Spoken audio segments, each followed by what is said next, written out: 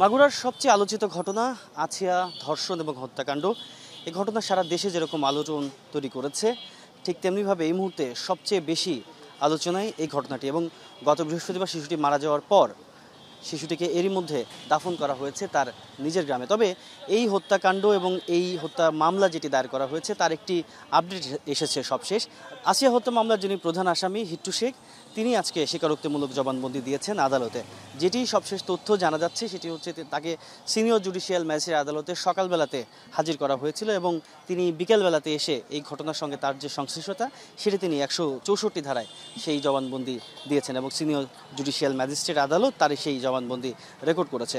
যদিও পুলিশের তরফ থেকে এখন পর্যন্ত আনুষ্ঠানিকভাবে এই তথ্যটি জানানো হয়নি, যদিও বলছে তারা যে তারা আগামীকাল কিংবা অন্য কোনো সময় এই ব্যাপারে আরও বিস্তারিত তথ্য জানাবে। তবে এই মুহূর্তে সবচেয়ে আলোচিত ঘটনা যেটি সেটি এই আসিয়াকে ধর্ষণের পর যে হত্যাকাণ্ড, অর্থাৎ এক সপ্তাহ হাসপাতালের নিবিড় পরিচর্যা কেন্দ্র পিআইসিইউতে থাকার পর সিএমএইচ হাসপাতালে সবশেষ গত বৃহস্পতিবার এই যে মর্মান্তিক যে মৃত্যু হয় তার, এই ঘটনাটি সারা দেশে ব্যাপক রকমের আলোড়ন তৈরি করে এবং সরকারের উচ্চপদস্থ সমস্ত রকমের কর্মকর্তারা এই ঘটনার নিন্দা জানিয়েছে। একই সঙ্গে সারা দেশের মানুষ এই যে ন্যাক্কারজনক ঘটনা সেই ঘটনাতেও নিন্দা প্রকাশ করেছে।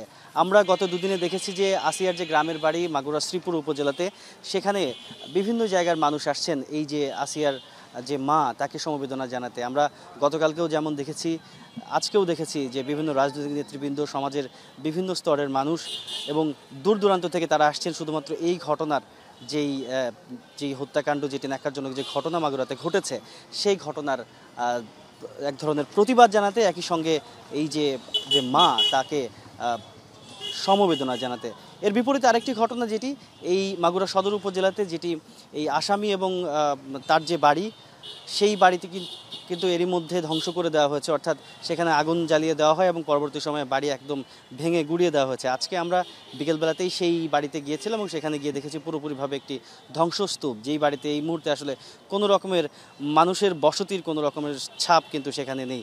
তবে সবশেষ যে বিষয়টি, এই চাঞ্চল্যকর যে ঘটনা, যে হত্যাকাণ্ড, সেই হত্যাকাণ্ডের এই প্রধান আসামির যে স্বীকারোক্তিমূলক জবানবন্দি, সেটি আসলে মামলার যেই চলমান যে অগ্রগতি, সেই অগ্রগতিকে আরও এক ধাপ এগিয়ে নিল। অর্থাৎ মানুষের যেই জনদাবি বিভিন্ন জায়গা থেকে, অর্থাৎ ঢাকায় প্রচুর প্রতিবাদ হয়েছে, মাগুরাতে প্রচুর প্রতিবাদ হয়েছে, সবাই একটি দাবি জানাচ্ছে যে এই ঘটনার যত দ্রুত সম্ভব এই যারা আসামি রয়েছে, যারা দায়ী রয়েছে, দোষী রয়েছে, তাদের বিচারের মুখোমুখি করা, বিচারের আওতায় আনা। যদিও সরকারের তরফ থেকে বলা হচ্ছে যে 90 দিনের মধ্যে এই বিচার কাজ শেষ করতে হবে, সেরকম নির্দেশনা এরই মধ্যে সবাইকে পৌঁছে দেওয়া হয়েছে। তবে মানুষের দাবি হচ্ছে আর এর চেয়েও যদি কম সময়ের মধ্যে সেই বিচারটি কার্যকর করা যায়, নিশ্চিত করা যায়, তাহলে কিন্তু এই যে ঘটনার যে মূল দাবি, অর্থাৎ আসিয়াকে ধর্ষণের পর হত্যা করা, এরকম একটি ন্যাক্কারজনক ঘটনার যে প্রতিবাদ, সেটি ঢাকাসহ সারা দেশের মানুষের যে প্রতিবাদ, সবাই কিন্তু এই মূলত একটি দাবি করেছে, যত দ্রুত সম্ভব তাদেরকে সেই বিচারের আওতায় আনতে হবে।